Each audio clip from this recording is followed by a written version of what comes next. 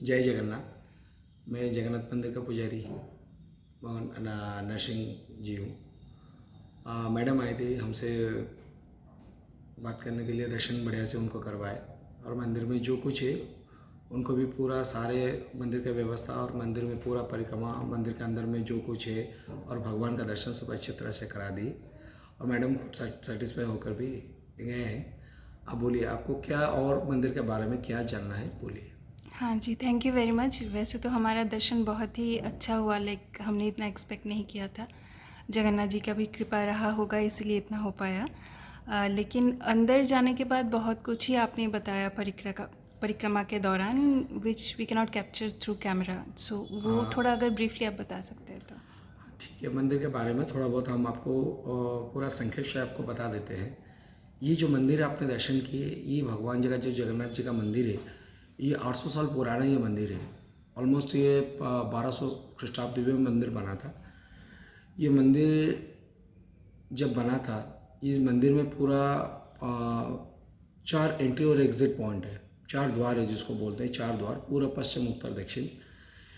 और आपके मंदिर के पूरा फ्रंट में जहाँ पर बड़ा वाला एक स्तंभ देखेंगे उसको बोलते हैं अरुण स्तंभ। उनका हाइट जितना है, भगवान तीनों भगवान अंदर में जो 3 भगवान आप दर्शन करेंगे, जगन्नाथ, बलभद्र, सुभद्रा, उसी हाइट पर उसी लेवल पे तीनों भगवान बैठे हैं। और ये मंदिर में जो 4 द्वार है, पूरा पश्चिम उत्तर दक्षिण, हर द्वार का एक एक अलग अलग नाम होता है। जैसे आप देख लीजिए, पूर्व दरवाज़ा का नाम होता है सिंह दरवाज़ा। इसको क्यों सिंह बोलते हैं ना, हर द्वार का एक एक निशान होता है। जैसे एंट्री के पॉइंट पर आप देखेंगे 2 साइड पे 2 सिंह है, वैसे ठीक उसका ऑपोजिट में होता है पश्चिम। पश्चिम में 2 बाघ खड़े हैं, इसीलिए उसको बाघ का दरवाज़ा बोलते हैं। उत्तर को हाथी का दरवाज़ा बोलते हैं, दक्षिण को घोड़े का दरवाज़ा बोलते हैं। ये हो गए 4 दरवाजे। और जैसे आप मंदिर के अंदर में थोड़ा एंट्री करेंगे, आप राइट साइड में एक जगन्नाथ जी का फेस की तरफ पहला दर्शन करेंगे भगवान जी का। वो एक्चुअली होता है जगन्नाथ जी का पहला दर्शन पतितपावन, उनको बोलते हैं पतितपावन। जो कि मुस्लिम क्रिश्चियन लोग होते हैं ना, वो उनको अंदर में, मंदिर के अंदर में अलाउ किया नहीं जाता है। तो एकदम वो पूरा बैरिकेड के बाहर में, पूरा मंदिर के गेट से बाहर पूरा खड़े होकर दूर से यही जगन्नाथ जी का फेस देखकर ये बाहर से वो लौट जाते हैं। क्योंकि ये जो मंदिर है, हिंदू मंदिर है, सनातन मंदिर है। ये मंदिर में सिर्फ हिंदू लोग ही अलाउ है। हिंदू लोग को छोड़कर कोई दूसरा जात का लोग अंदर में अलाउ नहीं है। तो जैसे आप अंदर में जाएंगे, सामने देखेंगे 22 सीढ़ी है भगवान जी का। जो आषाढ़ के महीने में ना, भगवान जी का जब रथ यात्रा निकलता है, भगवान जी तीनों भगवान इसी रास्ते से होकर बाहर पूरा मंदिर के गेट के सामने 3 बड़ा रथ खड़ा होता है और रथ के ऊपर में बैठकर भगवान जी मौसी के घर में जाते हैं, जिसको बोलते हैं गुंडीचा यात्रा, यानी कि रथ यात्रा उसको बोलते हैं। बस जैसे आप वो जो 22 सीढ़ी से होकर अंदर जाएंगे ना, तभी आप देखेंगे किचन देखेंगे लेफ्ट साइड में, जिसको बोलते हैं सबसे वर्ल्ड का लॉन्गेस्ट एंड बिगेस्ट किचन, उनको वो मानते हैं। क्योंकि एक जगह पर इतने सारे चूल्हे की, इतने सारे कुकर कहीं पे देखने के लिए नहीं मिलता है आप लोगों का। जो कुकर है, अंदर में चूल्हा है, अंदर में 752 चूल्हा होता है। ये सब मिट्टी का हंडी में भगवान जी का भोजन बनता है। अंदर में जो 752 चूल्हा होता है, हर चूल्हे में एक एक चूल्हे में 9 मिट्टी का हंडी एक साथ में बैठता है और सबसे पहला वाला ऊपर वाला ही पकता है। ये होता है जगन्नाथ जी का महात्म्य होता है। और यहाँ पर हर रोज़ भगवान को 6 टाइम्स खाना बनता है, जिसमें 4 टाइम्स 4 बार चावल का भोग लगता है, चावल दाल का भोग लगता है। और हर बार क्विंटल क्विंटल दाल चावल ये सब भगवान जी को भोग लगकर यहाँ पर डिस्ट्रीब्यूट किया जाता है। जैसे लोग गया में पिंडदान करते हैं, वैसे यहाँ पर जगन्नाथ के धाम अगर लोग अन्नदान देते हैं। इसीलिए यहाँ पर बोलते हैं अन्नदान से दान नहीं और हरि नाम से नाम नहीं। और ये जो भगवान के ये जो क्षेत्र है, 4 धाम से जगन्नाथ धाम को सबसे प्रिय, सबसे इसका महात्म्य कुछ अलग है। ये भगवान का भोजन क्षेत्र है। 4 धाम जो है, देखिए जो 4 धाम है आपका बद्रीनारायण, द्वारिका, जगन्नाथ, रामेश्वरम, ये जो 4 धाम है, 4 धाम में से सबसे श्रेष्ठ धाम जगन्नाथ धाम को मानते हैं। क्योंकि कलयुग में स्वयं नारायण भगवान यहीं पे जगन्नाथ के रूप पर विराजमान है। तो ये जो मूर्ति आप दर्शन करेंगे, तीनों भगवान का जो मूर्ति दर्शन करेंगे, ये स्वयं जगन्नाथ जी है, नारायण भगवान यानी कि विष्णु भगवान है, और बीच में जो है सुभद्रा सिस्टर है, वो है ब्रह्मा जी, और लेफ्ट में जो है बलभद्र जी, वो है शिव जी। ये आप जो पूरा मूर्ति, 3 मूर्ति का दर्शन करेंगे, ये हो गया ब्रह्मा विष्णु महेश्वर तीनों का ये मंदिर है। आप कोई भी वर्ल्ड के कोई भी मंदिर में जाएगा, आपको हर जगह पर जुगल मूर्ति दर्शन करने के लिए मिलेगा। लेकिन ये एक ही मंदिर है जहाँ पर ये भाई बहन का मंदिर आपको मिलेगा। ये होता ही ये मंदिर का खासियत होता है। और अंदर में भगवान का जो चूल्हा होता है ना, यहाँ पर कोई मतलब देखिए आप लोग जब आपका खुद का किचन में कोई बाहर का लोग जैसे अंदर में किचन के अंदर में अलाउ नहीं है, वैसे यहाँ पर सेम टू सेम भगवान के किचन के अंदर में कोई बाहर का लोग अंदर में अलाउ नहीं है। आप भगवान का जो किचन दर्शन करेंगे ना, वो एक जालना है, जालना से आप देख सकते हैं मतलब कैसे भगवान का खाना बनता है, कैसे सब प्रिपरेशन होता है हांडी में, ये सब आप देखेंगे। और इधर में बाहर में सब एक जगह है, वो अंदर में किचन में बहुत छोटा स्पेस है। तो ये जो बाहर में काटा काटी बाटा बाटी ये सब बाहर में किया जाता है। बाहर में होने के बाद में इसको डायरेक्ट लेकर चूल्हे के ऊपर में डायरेक्टली हांडी में बिठा दिया जाता है। ये भगवान का जो खाने पीने के लिए जो व्यवस्था है, ये जो जल जो होता है कोई टैप या ट्यूबवेल से पानी नहीं आता है। यहाँ पर 2 कुआं है, एक गंगा एक दूसरा जमुना। ये 2 कुएं के पानी से भगवान जी का जल में खाना बनता है। 2 कुएं के पानी लेकर भगवान जी का खाना पकता है। ये होता है उनका खाना बनाने का नियम होता है। और यहाँ पर जो पंडित लोग खाना बनाते हैं ना, वो क्या करते हैं ना, गीला कपड़ा पहनकर मुंह में गमछा बांधकर, जैसे प्रसाद लेते समय कोई झूठा अगर आपस में बातचीत करेगा तो फिर झूठा ना गिरेगा प्रसाद के ऊपर में। अगर एक बार वो हो गया ना तो प्रसाद अशुद्ध हो जाएगा। इसीलिए वो प्रसाद के ऊपर जैसे झूठा ना गिरे, वो प्रसाद ऐसे मुंह में पूरा गमछा बांधकर पूरा कवर करके और गीला कपड़ा पहनकर और ऐसे सिक्के में सारे प्रसाद रखकर अंदर में भोग लेकर भगवान जी के पास में जाते हैं। आप देखिएगा हर मंदिर में एक ही पंडित जी पूजा कराते हैं, लेकिन यहाँ पर तीनों भगवान का 3 पंडित जी होता है जो कि भगवान का पूजा कराते हैं। ये होता है इनका नियम। बस अंदर में आप जाएंगे, अंदर में आप पूरा जाने के रास्ते में पूरा एकदम गर्भगृह में जाएंगे तो अंदर में देखेंगे भगवान का, तीनों भगवान का स्वरूप देखेंगे। राइट साइड में काले मुख, जो कि राइट साइड में देखेंगे काले मुख वाले जगन्नाथ जी है, बीच में देखिएगा सुभद्रा माँ और लेफ्ट में देखेंगे बलभद्र जी। ये तीनों भगवान सिंहासन के ऊपर में विराजमान है। और यहाँ पर जैसे एक्चुअली ह्यूमन लोग की तरह ना, यहाँ पर भगवान का सुबह से लेकर रात तक वैसा पूरा सब सिस्टम होता है। जैसे आप लोग सुबह उठते हैं, आदमी लोग सुबह उठते हैं, ब्रश करते हैं, नहाते हैं, टिफ़िन खाते हैं, उसके बाद में दोपहर को लंच करते हैं, उसके बाद में शाम को फिर से टिफ़िन करते हैं, फिर रात को डिनर करते हैं। वैसे यहाँ पर भगवान का सेम टू सेम सब चलता है। भगवान सुबह उठते हैं, भगवान का आरती होता है, आरती होने के बाद में भगवान जी का स्नान होता है, ख़त्म होने के बाद में भगवान जी का कपड़ा चेंज करके भगवान जी को बेस करा कर भगवान जी को टिफ़िन भोग लगता है। उसके बाद में भगवान जी को खिचड़ी वाला भोग लगता है। उसके बाद में फिर से कुछ समय के बाद में भगवान जी को चावल वाला भोग लगाते हैं। फिर शाम को भगवान जी को भोग फिर से दोबारा चावल वाला भोग लगाते हैं। फिर रात को भगवान का वैरायटी ऑफ भोग लगता है, जैसे चावल हो या कुछ पीठा प्रकार का आइटम हो या कुछ जैसे खीर समझिए या कुछ माखन समझिए, ये सब रात को भगवान को भोग लगता है। मालपुआ जो हाँ, वो सब भगवान को वैरायटी ऑफ प्रकार का वो सूखा वाला प्रसाद होता है ना, वो सब भोग लगता है। भोग लगने के बाद में भगवान जी का रात को भोग लगने के बाद में आरती होता है। आरती होने के बाद में कपाट बंद होता है। उनका फेवरेट क्या है खाना? क्या फेवरेट खाना क्या है उनका? फेवरेट खाना ऐसे तो यहाँ पर मुख्य है चावल वाला भोग, मालपुआ, खीर, ये भगवान का सब फेवरेट है। यहाँ पर कोई पर्टिकुलर एक भोग नहीं है। यहाँ पर भगवान को वैरायटी ऑफ भोग, भगवान को हर रोज़ 56 आइटम्स भोग लगता है। इसीलिए जगन्नाथ जी को बोलते हैं 56 भोगी। आप लोग घर में 2-4 प्रकार का आइटम बनाते हैं ना, लेकिन यहाँ पर भगवान जी को 56 आइटम्स हर रोज़ भोग लगता है। और ये पंडित जी बोलते हैं, इधर में किचन के अंदर में स्वयं लक्ष्मी माता पंडित जी का रूप लेकर खुद अपने पति, ननंद और जेठ के लिए खाना बनाकर पंडित के रूप में खाना बनाती है और भगवान के सामने परोसती भी है, ये मानते हैं। वरना वो लोग इतना मतलब आग के अंदर में, वो किचन में कोई लाइट नहीं है, कोई पंखा नहीं है, कुछ नहीं है, फिर भी लोग गर्मी में काम करते हैं। ये बोलते हैं ना, ये जगन्नाथ जी का महिमा है और कुछ नहीं है।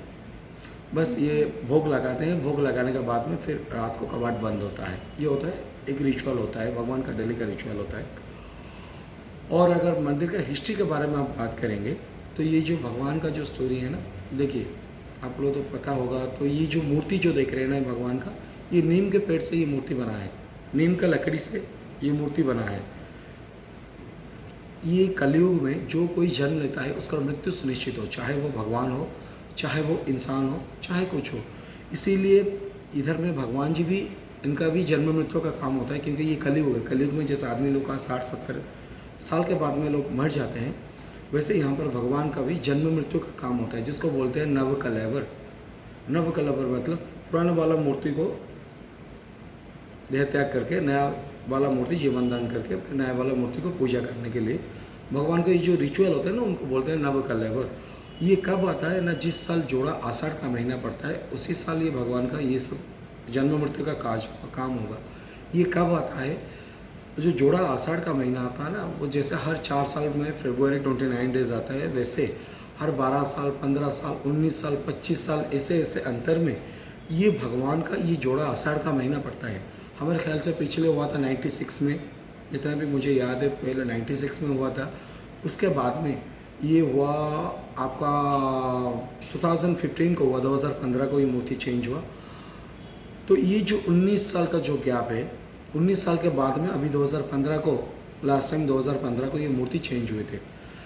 वो पहले ज़माने में क्या होता था ना, जब थोड़ा आप बैक में जाएंगे, ये जो मूर्ति जो है ना, ये जगन्नाथ जी का मूर्ति, ये पता होगा जब श्री कृष्ण जी ने अपने शरीर त्याग दिए तो अर्जुन ने उनका शरीर को लेकर जलाया।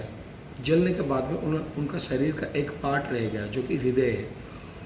तब अर्जुन को स्वप्न हुआ तो अर्जुन ने वो पार्ट को लेकर समंदर में विसर्जन कर दिया। तो विसर्जन करने के बाद में वो समंदर में बहकर लकड़ी के तौर पर यहाँ पर आकर लगा, ये पूरी जगन्नाथ धाम में समुद्र में लगा। तो उस टाइम वहाँ पर जो राजा थे, वो राजा को स्वप्नदेश हुआ। तभी राजा ने क्या किया, अपने सैन्य संबंध को लेकर समंदर के किनारे गए, फिर वो लकड़ी वाला पोर्शन को, लकड़ी को लेकर अंदर में आए, मंदिर में आए। तभी सॉरी टू इंटरप्ट, वो राजा का नाम बता सकते हो उस टाइम के राजा का? उस टाइम शायद वो राजा जी का नाम था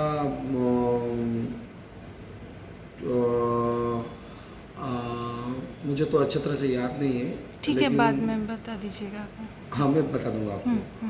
तो वो राजा जी ने क्या किया, इंद्रद्युम्न महाराज, इंद्रद्युम्न, अच्छा, हाँ, तो वो क्या किए, वो राजा जब आए तो अपने सैन्य समूह को लेकर यहाँ पर पहुँच गए। तो पहुँचने के बाद में वो जो लकड़ी था बेकर यहाँ पर लगा था, उस लकड़ी को लेकर तुरंत ही मंदिर के अंदर में गए।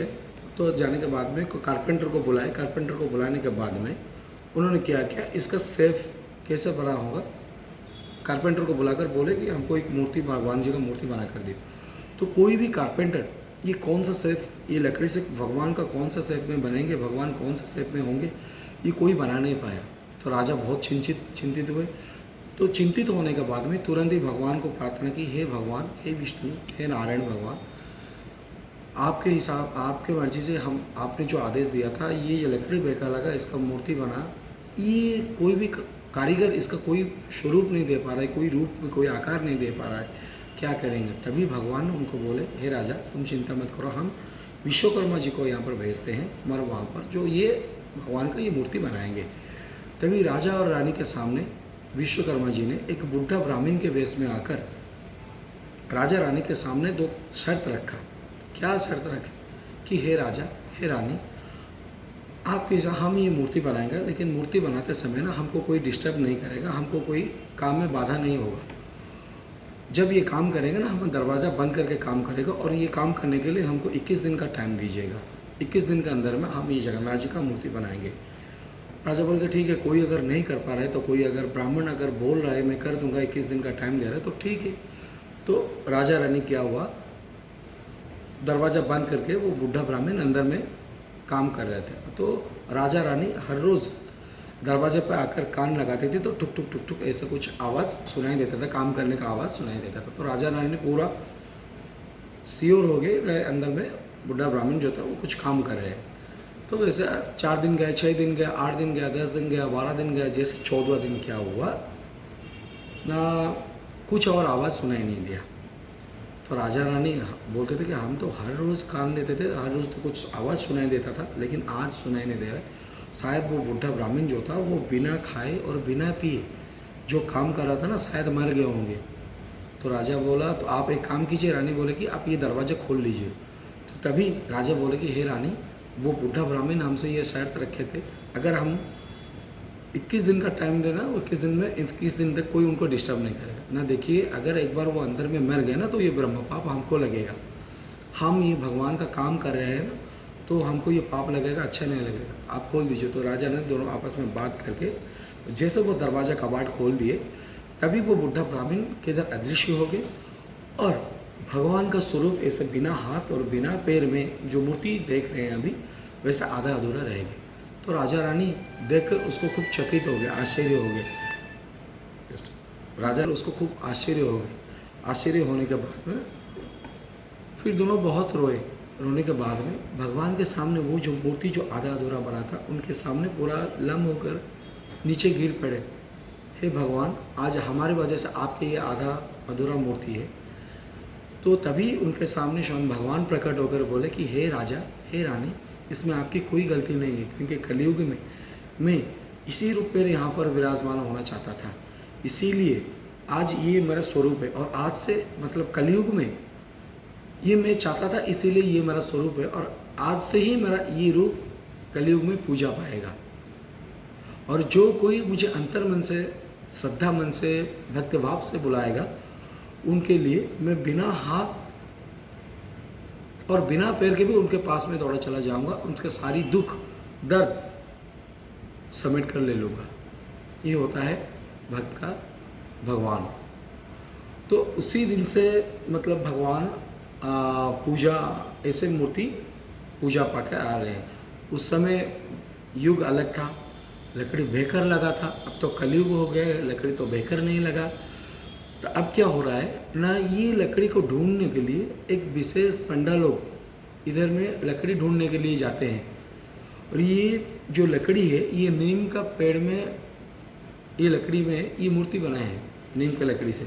तो इसको जो ढूंढने के लिए यहाँ पर क्या होता है, ये जो टाइम आ जाएगा, जब जोड़ा आषाढ़ का समय आ जाएगा, उससे पहले पंडे लोग को पता चलेगा।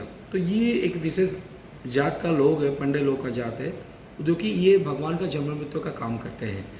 तो ये लोग क्या करेंगे, उससे कुछ दिन पहले ये लकड़ी ढूंढने चले जाएंगे। कहाँ पर जाएंगे, यहाँ पूरी से 60 किलोमीटर दूर एक गांव है, काकटपुर बोल के एक गांव है। वहाँ पर एक आराध्या माँ का, एक मंगला माता, वो मंदिर में एक आराध्या माँ है जिनका नाम है मंगला माता। वो मंदिर में जाकर माँ के चरण के नीचे में गुहारी पड़ेंगे। गुहारी मतलब सवाल पूछूंगी आपसे, हाँ, सॉरी।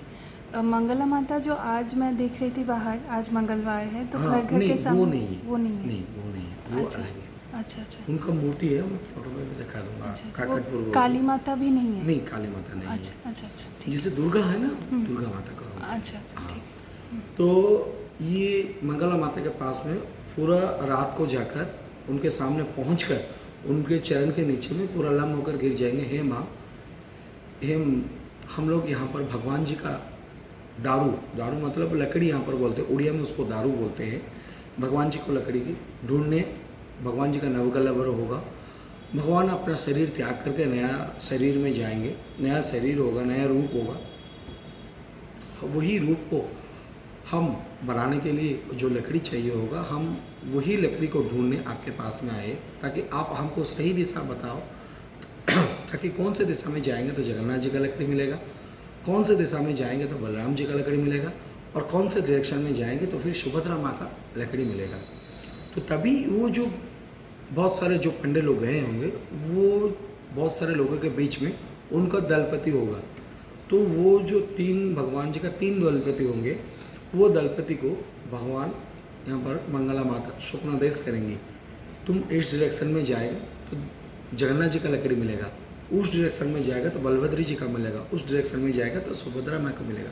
तभी उनको ये सब पता चलने के बाद में ना वो क्या करते हैं, नेक्स्ट डे वो सब डिवाइड हो जाते हैं। डिवाइड होने के बाद में उस जगह पर पहुंच जाते हैं। उस जगह पर जाकर देखेंगे कि मिनिमम 10, 12, 15 पेड़ है, बहुत पुराना, 100 साल 150 साल पुराना पेड़ होगा, ताकि उनमें से नीम का पेड़ कौन सा है, वो उनको नीम का पेड़ देखेंगे। नीम का पेड़ देखने के बाद में अगर वो पेड़ में कुछ सिंबल आ जाएगा, क्या क्या सिंबल होगा तो भगवान जी का लकड़ी मिलेगा। कौन सा सिंबल होगा, तो वो पेड़ में शंख चक्र गदा पद्म ऐसा सिंबल होने से वो भगवान जी का लकड़ी में बनेगा, भगवान जी के लिए लकड़ी बनेगा।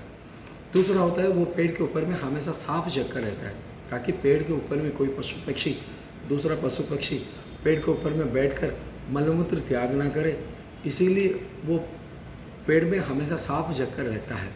तीसरा होता है ये शमशान के करीब होता है। ऐसे करके बहुत सारे सिंबल है, वो सिंबल वो पेड़ के ऊपर में आ जाएंगे, तभी वो पंडा उसको आइडेंटिफाई करके वो पेड़ का बीच वाले पोर्शन को काट कर और डाई वगैरह को उधर में गड्ढा खोद कर उधर दफना देंगे, और बीच वाले पोर्शन का पेड़ का बीच वाला पोर्शन को काट कर लेकर आकर यह मंदिर के अंदर में आ जाएंगे। तीनों भगवान का तीनों जो पेड़ है, बड़ा बड़ा वाला पेड़, बहुत सारा बड़ा पेड़, एक आपको पुराने ज़माने में याद होगा बैलगाड़ी में वो पेड़ का बीच वाला पोर्शन रख कर पूरा कीर्तन वगैरह सब हो जाएगा, होकर वो लकड़ी को लेकर अंदर में आएंगे, मंदिर के अंदर में आएंगे। तो मंदिर के अंदर में आने के बाद में ये जो रिचुअल है, इसको प्रोसेस जो होता है, बनाने का प्रोसेस जो होता है, वो कब से स्टार्ट होगा ना, जिस दिन आप देखिए जो जेड़ा आषाढ़ आता है ना, नॉर्मल स्नान यात्रा पड़ता है। आषाढ़ मतलब रथ यात्रा से पहला 15 दिन पहले भगवान जी का स्नान यात्रा होता है। स्नान यात्रा का दिन भगवान का स्नान खत्म करके भगवान जी घर में चले आते हैं। भगवान जी का बुखार होता है और वो जो भगवान स्वयं नहाते हैं उस दिन, साल में स्वयं एक ही दिन भगवान नहाते हैं, और बाकी हर समय भगवान जी का जो नया काम होता है, भगवान के सामने एक मिरर रखते हैं, उसमें भगवान का स्नान का काम किया जाता है। और साल में स्वयं एक ही बार भगवान के ऊपर में 108 मिट्टी के हंडी में जल दिया जाता है। नहाने के बाद में ना भगवान को बुखार होता है, बुखार होने के बाद में भगवान जी को रात को अंदर में लेकर चले जाते हैं पंडे लोग, ताकि 12-13 दिन तक 14 दिन तक कोई दर्शन नहीं कर पाएगा, क्योंकि भगवान जी को यहाँ पर ऐसा मानते हैं, भगवान जी ज़्यादा नहाने के बाद में ना भगवान जी को बुखार होता है, बुखार होने के बाद में ये दर्शन पूरा बंद रहेगा। इन बिटवीन ये 12-14 दिन तक दर्शन बंद रहेगा, क्योंकि नहाने के समय भगवान का जो चेहरा का जो कलर है वो इधर उधर हो गया होगा। तो ये जो भगवान का जो स्नान यात्रा होता है, स्नान यात्रा भगवान स्वयं साल में एक ही दिन होता है, जिस दिन साल में स्वयं एक ही बार भगवान नहाते हैं, बाकी समय भगवान का जो सामने रखते हैं उनको नहा दिया जाता है। तो भगवान जो साल में 108 उसी स्नान यात्रा के दिन भगवान जो नहाएंगे ना, नहाने के बाद में भगवान जी का बुखार होता है, तो बुखार में पड़ने के बाद में भगवान जी 13-14 दिन तक भगवान को कोई दर्शन नहीं करेगा। इन बिटवीन क्या होता है, उस दौरान जैसे आप लोग को शरीर जैसे बुखार हुआ, बुखार होने के बाद में आप लोग मेडिसिन वगैरह सब कुछ लेते हैं ना, भगवान का चेरमूली जड़ी बूटियों से भगवान का ट्रीटमेंट किया जाता है। वो ऐसे भगवान का तेल मालिश होता है, जड़ी बूटी से भगवान का ट्रीटमेंट किया जाता है। फिर 10-12 दिन के बाद में जगन्नाथ जी जैसे स्वस्थ होंगे, स्वस्थ होने के बाद में भगवान जी का फेस जो होगा, जो पानी की वजह से, जल की वजह से, नहाने की वजह से ना इधर उधर हो गया होगा, तो फिर से भगवान का फेस को नया कलर करवाएंगे। नया कलर करवाने के बाद में भगवान जी का नेक्स्ट डे 14 दिन के बाद में क्या होगा, भगवान जी का रथ यात्रा होगा, जिसको बोलते हैं। लेकिन आपने बताया था ना वो उनको सुलाया जाता है, वो पोर्शन, वो एक्चुअली क्या होता है ना, भगवान बुखार में रहने के बाद में और अंदर में जो सिंहासन के ऊपर में बैठे थे वहाँ पर नहीं जाएंगे, उससे थोड़ा आगे जहाँ पर लोग दर्शन करते हैं वहाँ पर भगवान जी को लेटाया दिया जाएगा, क्योंकि बुखार के समय ना कोई बैठेगा तो नहीं, इसीलिए भगवान जी को लेटाकर ट्रीटमेंट किया जाता है। जैसे भगवान स्वस्थ होंगे तो उनको उठाकर बैठाएंगे, बिठाने के बाद में भगवान का नया रूप बनाएंगे, मतलब कलर भगवान का नया पेंट होगा, कलर किया जाएगा। कलर करने के बाद में भगवान जी को उसका नेक्स्ट डे पूरा स्वस्थ होकर भगवान जी, जैसे आप लोग बुखार होने के बाद में कहीं पूरा शरीर अच्छा होने के बाद में आप लोगों का जैसे जी करता है कहीं घूमने जाने के लिए, वैसे यहाँ पर भगवान का भी घूमने जाने का मन हुआ।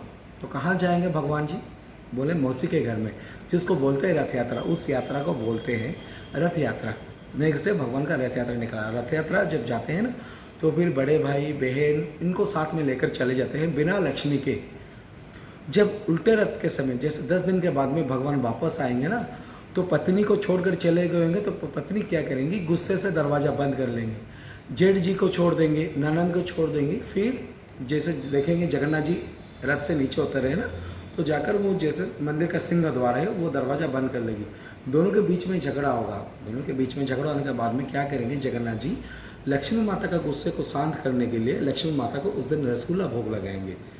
फिर रसगुल्ला भोग लगाने के बाद में दरवाज़ा खुल जाएगा। खुलने के बाद में जगन्नाथ जी मंदिर के अंदर में प्रवेश करेंगे। फिर भगवान का जो रिचुअल है वो सब काम होगा। ये होता है भगवान का नियम होता है। वो उल्टा रथ होने के बाद 4-5 दिन वहाँ पे उल्टा रथ आने के बाद में 10 डेज के बाद में 10 दिन के बाद में उल्टा रथ में वापस आएंगे।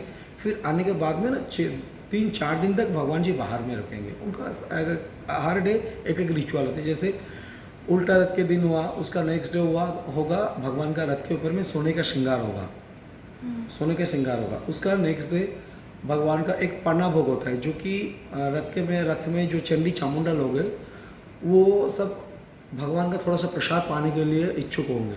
तो उस दिन क्या करेंगे ना, भगवान जी का नाक तक, उनको बोलते हैं अधर, वो अधर तक, नाक तक एक बड़ा वाला हंडी में एक पन्ना भोग होगा।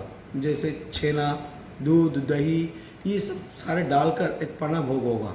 पन्ना भोग होने के बाद में उसको पंडित जी क्या करते हैं, तोड़ देते हैं। तोड़ने के बाद में वो क्या करता है ना, पूरा रथ के ऊपर में वो फैल जाता है, नीचे गिर जाता है। तो तभी वो सब चंडी चामुंडा वो लोग पाते हैं। फिर उनका नेक्स्ट डे भगवान घर में जाएंगे, 4th डे को भगवान घर में जाएंगे।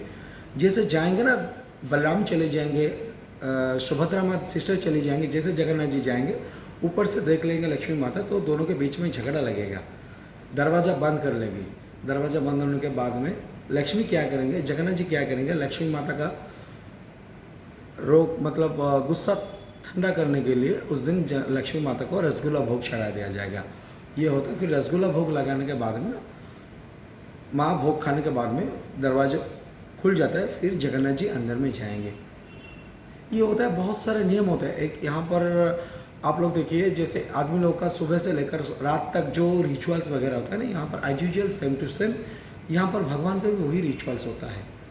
क्या देखिए, आप लोग सुबह उठे, ब्रश किए, टिफ़िन किए, फिर लंच किए, फिर इवनिंग में स्नैक्स किए, फिर रात को डिनर किए, फिर same to same as usual यहाँ पर भगवान का भी वही सिस्टम होता है। भगवान सुबह उठे, आरती हुआ, नहाए, नहाने के बाद में भगवान का टिफ़िन भोग लगा, टिफ़िन भोग लगने के बाद में खिचड़ी भोग लगा, खिचड़ी भोग के बाद में भगवान का चावल वाला भोग लगा, उसके बाद में दोपहर को फिर और एक भोग लगा, फिर शाम को और एक भोग लगा, फिर रात को भगवान का पना भोग, माखन मिश्री भोग, ये सब वैरायटी भोग लगकर, माखीर, मालपुआ, ये सब भगवान को सब रात को भोग लगकर दरवाज़ा कपाट बंद होता है। ये पूरा as usual same to same है। और ये जो मूर्ति आप देखेंगे ना अंदर में, 3 मूर्ति, जगन्नाथ, बलभद्र, सुभद्रा, ये 3 मूर्ति साक्षात परम ब्रह्म है, ब्रह्मा विष्णु महेश्वर है। अंदर में जो देखेंगे जगन्नाथ जी है स्वयं विष्णु, बीच में जो है सुभद्रा माँ वो है ब्रह्मा जी, और लेफ्ट में जो बलभद्र जी है वो है शेषनाग यानी कि शिव जी। ये हुआ तीनों भगवान। और ये जो 4 धाम है, 4 धाम में से सबसे श्रेष्ठ धाम जगन्नाथ धाम को मानते हैं, क्योंकि कलयुग में स्वयं विष्णु भगवान कलयुग में यहाँ पर जगन्नाथ के रूप में विराजमान है। आपका जो 4 धाम है, जैसे बद्रीनारायण, द्वारिका, जगन्नाथ और रामेश्वरम, ये जो 4 धाम है ना, 4 धाम में से स्वयं तीनों भगवान यही एक धाम में विराजमान है। तो इसीलिए ये धाम का, और ये धाम जो है ना, ये भगवान का सबसे प्रिय भोजन क्षेत्र है। अलग अलग धाम का अलग अलग महत्व है। और जैसे आप मंदिर में जाएंगे, मंदिर में देखिएगा, मंदिर के अंदर में प्रवेश होने के बाद में, मंदिर में मेन भगवान को दर्शन करने के बाद में और भी बहुत सारे छोटे मोटे और भी बहुत सारे देवी देवताओं का मंदिर है। जैसे आप लोग मंदिर में भगवान का दर्शन करने के बाद में बिमला माता का दर्शन करेंगे। ये बिमला माता का मंदिर जो बोलते हैं ना, ये 51 पीठ जो शक्तिपीठ होते हैं, 51 शक्तिपीठ में से ये एक शक्तिपीठ है। जैसे कलकत्ते में काली माँ का मंदिर, आसाम में कामाख्या, ज्वाला देवी का मंदिर, वैसे यहाँ पर ये बिमला माता का मंदिर, यहाँ पर माँ का पैर यहाँ पर पड़ा था। ये बोलते हैं शक्तिपीठ बोलते हैं। यहाँ पर पूजा के समय पर विशेष पूजा अर्चना सब किया जाता है पूजा के समय पर। और यहाँ पर ऐसा मतलब आप अंदर में जाएंगे, पूरा देखेंगे, पूरा काली माँ का रूप है, बिमला माता का जो रूप है। फिर बिमला माता का दर्शन करके आप देखेंगे एकादशी माता का मंदिर देखेंगे। इन्होंने क्या किया था, मंदिर के कोने में, लेकिन हर भगवान का यहाँ पर एक एक मंदिर होता है, लेकिन एकादशी माता का कोई मंदिर नहीं है, क्योंकि इनको ना भगवान ने पनिशमेंट दिया था। एकादशी मंदिर के कोने में है, बिमला माता के ठीक ऑपोजिट में होते हैं, मंदिर के कोने में है एकादशी। इन्होंने जगन्नाथ जी का प्रसाद का अनादर किया था। तो यहाँ पर ऐसा मान्यता है कि एक केले के पत्ते में आप खा सकते हैं, आपका झूठा हम खा सकते हैं, क्योंकि प्रसाद में कोई झूठा नहीं है, कि प्रसाद में कोई अशुद्ध नहीं है। तो यही एकादशी माता ने बोला कि ये क्या प्रसाद है, इसको सब चोर चांडाल सबका झूठा खाते हैं। तो ये बात जगन्नाथ जी को बहुत बुरा लगा। जगन्नाथ बोले कि हमको कोई गाली देगा हम सह लेगा, लेकिन हमारे प्रसाद का, महाप्रसाद का, देखिए ये जो प्रसाद है ना, इनको महाप्रसाद बोलते हैं। क्यों महाप्रसाद बोलते हैं? ये देखिए, आप भगवान जी का किचन में ये भोग लग कर आया, जगन्नाथ जी को भोग लगा, भोग लगने के बाद में ना ये प्रसाद हुआ, फिर वही प्रसाद सारे एक साथ में थोड़ा थोड़ा करके जाकर विमला माता को समर्पण किया जाता है। विमला माता को भोग लगाने के बाद में ये महाप्रसाद होता है। विमला माता को भोग लगने के बाद में एक थाला में उसको लाकर फिर वो प्रसाद के सारे प्रसाद में मिक्स किया जाता है, मिक्स कर दिया जाता है। जो प्रसाद मंदिर जगन्नाथ से, जी, हाँ, हाँ, जगन्नाथ जी को पहला भोग लगा, वो प्रसाद हुआ, हाँ, प्रसाद हुआ, हाँ, चावल से प्रसाद बना। हाँ, प्रसाद जब बना, प्रसाद बनने के बाद में वो क्या करते हैं ना, माँ को समर्पण किया जाता है अच्छा, थोड़ा सा, और थोड़ा इतना सारा तो प्रसाद माँ के अंदर में तो नहीं जाएगा। हाँ, एक थाला में थोड़ा सा जितना भी वैरायटी वो माँ को सामने अंदर में लेकर पंडित जी लेकर दिखाता है। हाँ, वो समर्पण होने के बाद में वही प्रसाद लाकर इस सारे में मिक्स कर दिया जाता है, तभी ये महाप्रसाद होता है। अच्छा, जब तक ये प्रसाद विमला माता को भोग नहीं लगेगा तब तक ये महाप्रसाद नहीं होगा। अच्छा, तो और ये जो भगवान का है ना, ये प्रसाद को बोलते हैं महाप्रसाद। हाँ, ये हर जगह पर मंदिर है, लेकिन ये मंदिर को शिव मंदिर बोलते हैं, जगन्नाथ मंदिर बोलते हैं, शिव मंदिर। हाँ, और इनका जो रास्ता है ना, ये रास्ता को बोलते हैं बड़दंड। ये रास्ता को हम लोग उड़िया में उसको बोलते हैं बड़दंड। सब बड़ा है, ये मंदिर भी बड़ा है, ये इसी का सब रास्ता से पहले इसको बड़दंड बोलते हैं, बड़ा मंदिर बोलते हैं। ये सबसे बड़ा किचन है, ये बड़ा भगवान है। और यहाँ पर वर्ल्ड के सबसे जो रथ यात्रा होता है, ये सबसे हाईएस्ट रथ यात्रा होता है। इतना बड़ा रथ आप कहीं पे भी देखने के लिए मिलेगा। हाँ। अच्छा, और एक सवाल है जो आपने कल बताया था कि जो नया मूर्ति बनता है और हाँ। पुराना मूर्ति बनता है, वो जो प्रोसेस होता है, मशाल लेके ढूंढते हैं।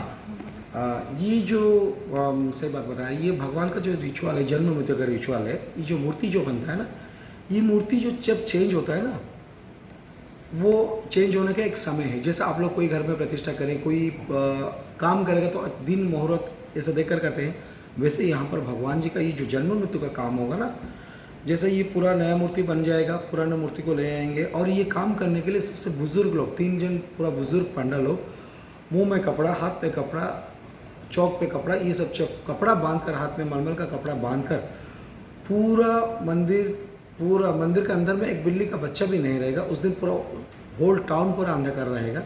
उस समय क्या होगा, अमावस्या और संक्रांति 2 तिथि एक दिन में पड़ेगा।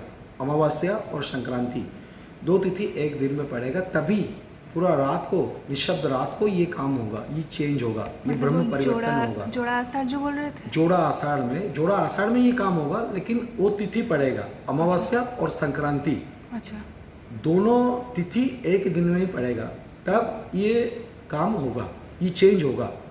मूर्ति बनाने का टाइम अलग है, लेकिन ये जो आत्मा जो परिवर्तन होगा ना, ये आत्मा परिवर्तन होने की 2 तिथि में ये परिवर्तन होगा। जब ये परिवर्तन होगा उस समय मंदिर के अंदर में पूरा अंधकार रहेगा। और ये जो पंडे लोग क्या करते हैं, मसाल लेकर पूरा पकड़कर पूरा मंदिर शोध करेंगे, देखेंगे कोई मंदिर के अंदर में कोई छिपकर तो नहीं देख रहा है ये काम, तो उसको पूरा शोध करेंगे। जो जितना भी पुलिस वाला है, जितने भी पंडा हो, उस दिन पूरा टाउन अंधकार रहेगा, पूरा एकदम पूरा गेट के बाहर, पूरा मंदिर के पूरा आउटसाइड रोड के ऊपर में खड़े रहेंगे, कोई अंदर में नहीं रहेगा। तो क्या करेंगे, हाथ में कपड़ा बांधकर दोनों मूर्ति, और उस टाइम जो चेक करते रहेंगे ना, तो पता है मतलब उनको फील होगा कोई रो रहा है। और यहाँ पर जैसे आप मतलब आपके परिवार में कोई अगर चला जाता है ना, तो आप लोग परिवार लोग रोते हैं, वैसे ही जब जगन्नाथ जी का लास्ट जब परिवर्तन समय होगा, भगवान जी जब देह त्याग करेंगे ना, तो भगवान जी को देखने के लिए सारे देवता, चंडी, चामुंडा, भूत प्रेत, पिशाच सब दर्शन करने के लिए, आखिरी दर्शन करने के लिए आएंगे यहाँ पर भगवान जी का। तो ये जो आखिरी दर्शन करने के लिए आएंगे ना, तो वो सब कोई पीछे में, जैसे पंडे लोग क्या करते हैं, मसाल लेकर घूमते रहेंगे, तो उनको पीछे में कोई रोने का, किसी की रोने का आवाज़ सुनाई देगा। जैसे पंडे लोग आवाज़ लगेंगे, कौन है, मतलब कोई पीछे नहीं होगा, सिर्फ रोने का आवाज़ पंडे लोगों को सुनाई देगा।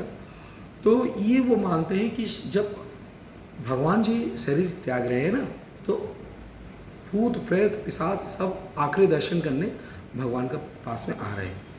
तो ये पूरा मंदिर पर शोध करके ये जब भगवान के सामने सामने रखेंगे, रखने के बाद में भगवान जी के पेट पे एक बॉक्स होता है जिसके अंदर में ब्रह्म है।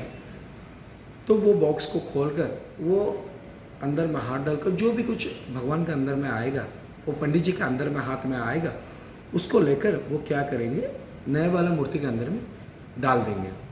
तो ये चीज़ वो आँखों में पट्टी डाल के ही कर रहे हैं? हाँ, कोई, क्योंकि ब्रह्म को कोई खाली आँख से देख नहीं पाएगा, जो देखेगा ना वो भस्म हो जाएगा। इसीलिए ये भगवान को ये जो काम है अत्यंत महान काम है।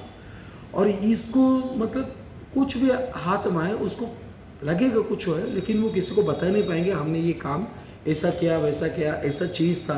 वो इवन कि वहाँ का उनका परिवार लोगों को भी वो बता नहीं पाएंगे कि एक्चुअली। और ये जो काम होता है ना, सबसे इंटरेस्टिंग की बात है, ये जो काम करते हैं बुजुर्ग लोग, 3 बुजुर्ग लोग ये जो काम करते हैं, 1 साल के अंदर में ये चेंज होने के बाद में उनका देहांत हो जाता है।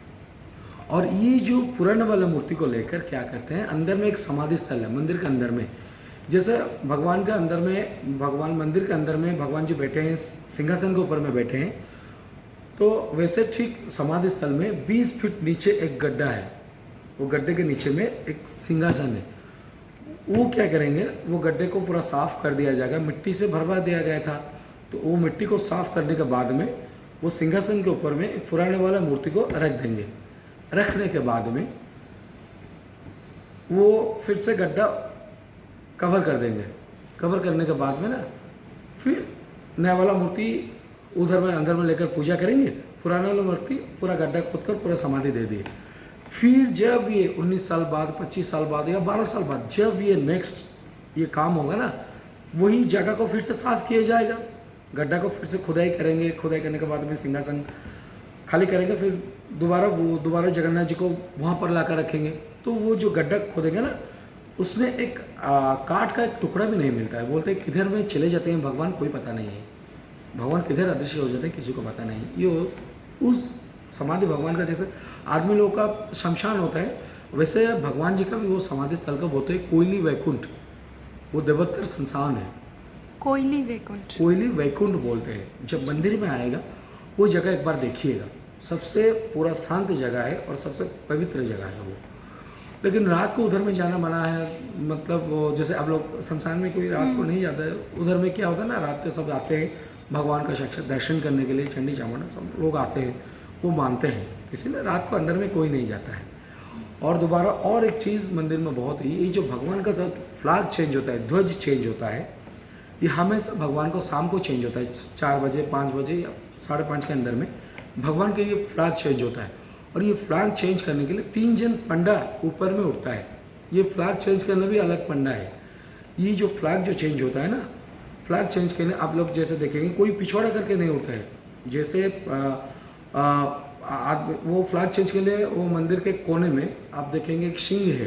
वो देखेंगे वीडियो में, सिंह के बगल में सीढ़ी की तरह होता है। जैसे लोग नीचे बैठे हैं और ये पंडित जो ऊपर में जो चढ़ाई करे, दोनों का फेस आमना सामना हो, वैसे ही करके स्टेप बाय स्टेप करके पंडित जी ऊपर में चढ़ते हैं। चढ़ने के बाद में उधर में एक चेन है ऊपर में, वो चेन को खींचकर ऊपर चढ़ने के बाद में वो जो चक्र जो देखते हैं, वो चक्र को बोलते हैं नील चक्र। वो होता है अष्ट धातु का एक चक्र होता है, उनको बोलते हैं नील चक्र। और नील चक्र के ऊपर में वो जो एक जो फ्लैग लगा है सबसे बड़ा वाला, वो है 14 हाथ। यहाँ पर भगवान का जो पूजा देंगे, जो पुराने ज़माने के जो नाप चलता था, जैसे कपड़े का नाप इधर में पुराने ज़माने में था, हाथ के हिसाब से नाप था, वैसे अभी भी हाथ के हिसाब से नाप में भगवान जी का कपड़ा यहाँ पर लगता है। और जिसका कोई मानसिक वगैरह आता है, जिसका परिवार का सुख शांति के लिए लोग यहाँ पर भगवान को ध्वज दान करके लोग जाते हैं। उनके नाम पे पूरा हर रोज़ एक दिन के लिए यहाँ पर उनके नाम पर ध्वज ऊपर में चढ़ा दिया जाता है।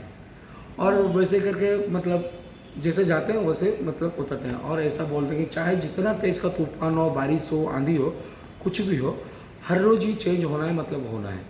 अगर ऐसा कोई लोग पूछते हैं पंडित जी मतलब ऐसा कुछ इंसिडेंट हुआ है कि मतलब ध्वज नहीं लगा हो, ये नहीं लगा, नहीं, आज तक ऐसा कुछ इंसिडेंट ऐसा नहीं हुआ है कि ध्वज नहीं लगा हो। अगर ध्वज नहीं लगेगा एक दिन मंदिर में ना, तो फिर 12 साल के लिए यहाँ पर भगवान जी का भोग पूजा बंद हो जाएगा।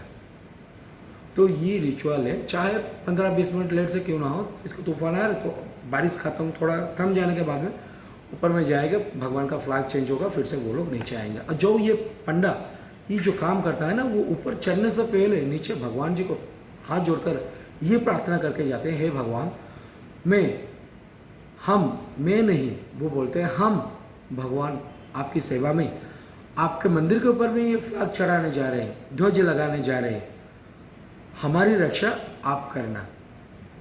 वो खुद को समर्पण कर देता है भगवान को ऊपर में चलने से पहले। और ऐसा आज तक कोई भी इंसिडेंट नहीं हुआ है, कोई ऊपर में गया और वापस इंजर्ड होकर आया है, ऐसा कुछ एक्सीडेंट ऐसा कुछ नहीं हुआ है। क्योंकि वो जैसे जाता है ना, वैसे हरि का नाम लेकर आराम से नीचे आ जाता है और खुद हरि को समर्पण करके वो खुद को जाता है, वो भाव से जाता है।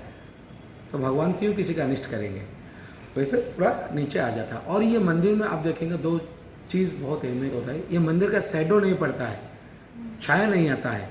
और दूसरा होता है ये आप होता है, और ये जो फ्लैग जो देख रहे हैं ना, ये पूरा हवा का पूरा उल्टा ये बहेगा। ये आज तक कोई साइंटिस्ट भी इसका रीज़न ढूंढ नहीं पाया। और ऊपर में पूरा नो फ्लाइंग जोन है, मंदिर के ऊपर में नो फ्लाइंग जोन है, फ्लाइट कोई नहीं जाता। नहीं फ्लाइट नहीं जाता है, कोई पशु पक्षी इसके ऊपर में नहीं जाते हैं, नो फ्लाइंग जोन है।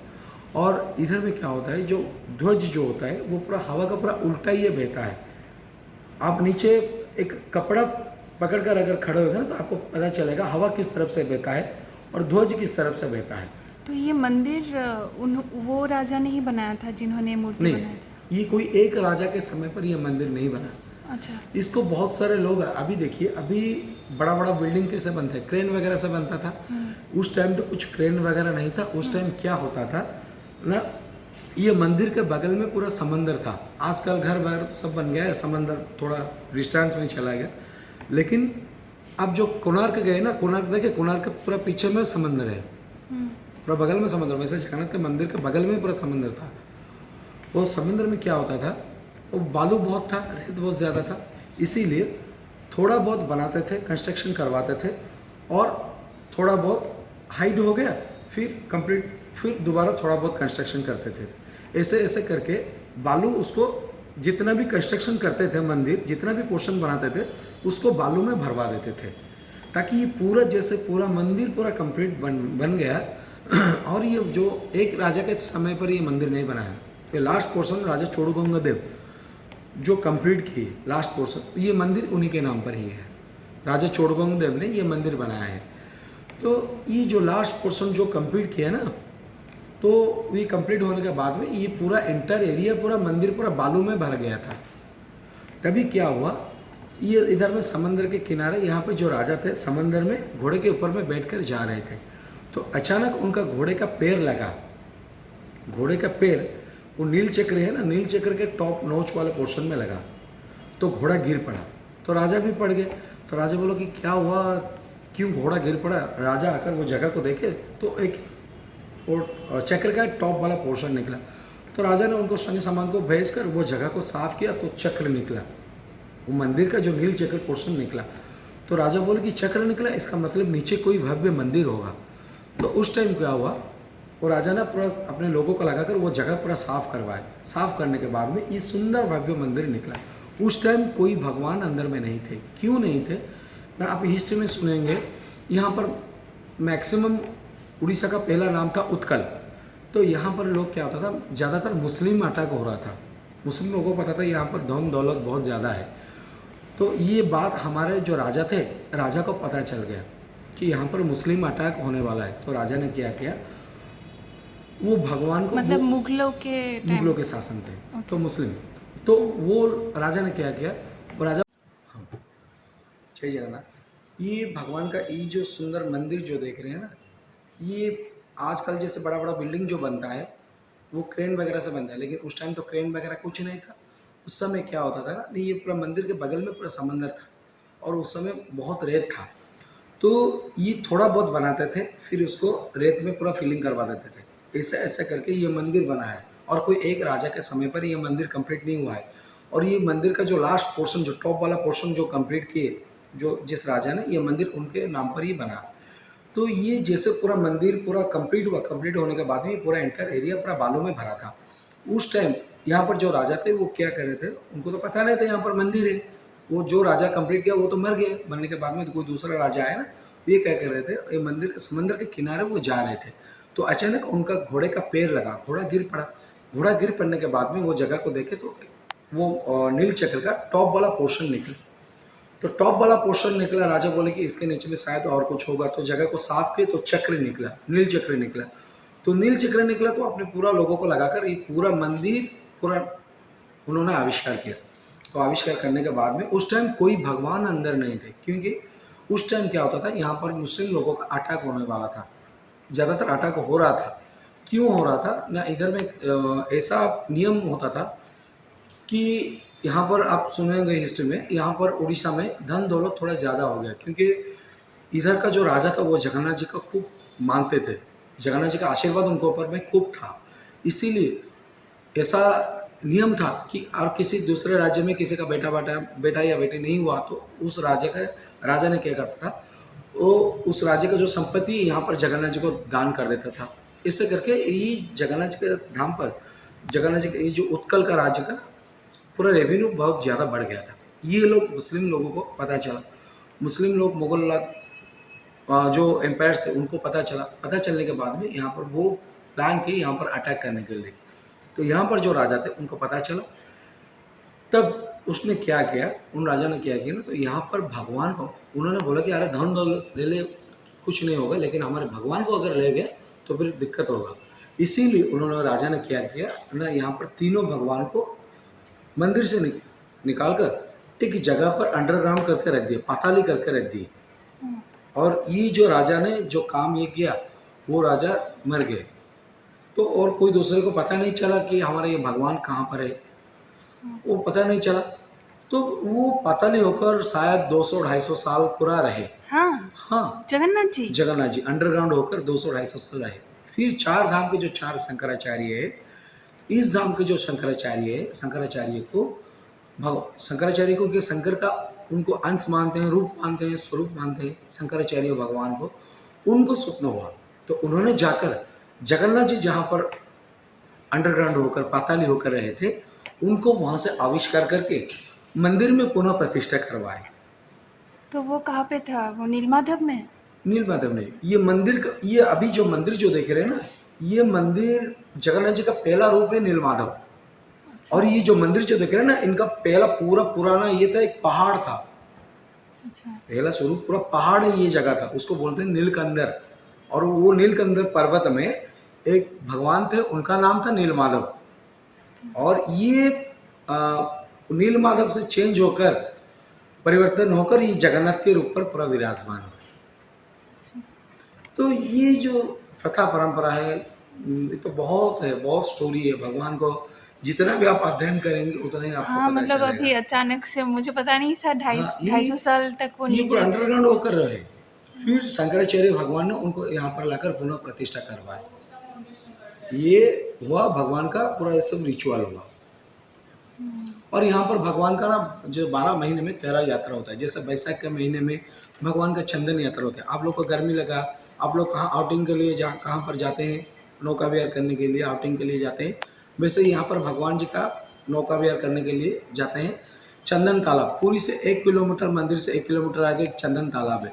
वहाँ पर क्या करते हैं ना, इतना बड़ा बड़ा मूर्ति तो भगवान का हर समय बाहर नहीं निकलता है। जगन्नाथ जी का एक प्रतिमूर्ति है, मदन मोहन दौल गोविंद, उनको पालकी में बिठाकर यहाँ पर नगर परिक्रमा किया जाता है। और आपका चंदन तालाब में परिक्रमा लगाते हैं वैशाख के महीने में। अभी होने वाला है? अभी होने वाला है। अच्छा। चंदन यात्रा जिसको बोलते हैं, चंदन यात्रा। अच्छा। वैशाख बहुत ज़्यादा गर्मी है। ज्येष्ठ में भगवान का स्नान यात्रा होगा। भगवान साल में एक ही दिन जो नहाते हैं, स्नान यात्रा, ज्येष्ठ पूर्णिमा, स्नान पूर्णिमा जिसको बोलते हैं। फिर आषाढ़ में भगवान का रथ यात्रा होगा, सावन में झूलन यात्रा होगा। फिर ऐसे करके बहुत रिचुअल्स है। और आपने बताया था शादी कब होता है? शादी होता है जगन्नाथ और लक्ष्मी माता के साथ में भगवान जी का शादी होता है स्नान यात्रा से 2-3 दिन पहले। अच्छा। ऐसे बहुत होता है, जो आदमी की तरह होता है। भगवान के यहाँ पर जन्म मृत्यु का काम भी होता है।